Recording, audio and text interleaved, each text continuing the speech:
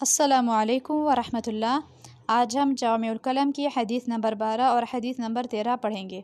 اعوذ باللہ من الشیطان الرجیم، بسم اللہ الرحمن الرحیم۔ حدیث نمبر 12، احب الاعمال الی اللہ ادومہا وان قل۔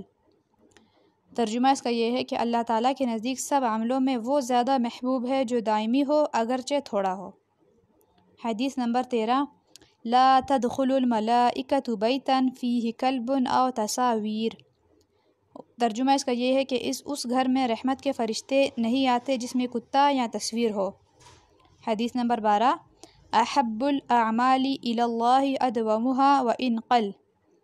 اللہ تعالیٰ کے نزدیک سب عملوں میں وہ زیادہ محبوب ہے جو دائمی ہو اگرچہ تھوڑا ہو، یعنی انسان تھوڑا عمل کرے لیکن اس کو کرتا رہے تو اللہ تعالیٰ کو وہ عمل زیادہ محبوب ہے بجائے اس کے کہ زیادہ ہو اور ایک دن کر کے اگلے دن سے چھوڑ دیا جائے، ٹھیک ہے؟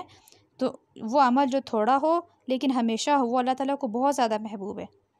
حدیث نمبر 13، لا تدخل الملائکۃ بیتا فیہ کلب او تصاویر، یعنی اس گھر میں رحمت کے فرشتے نہیں آتے جس میں کتا یا تصویر موجود ہو۔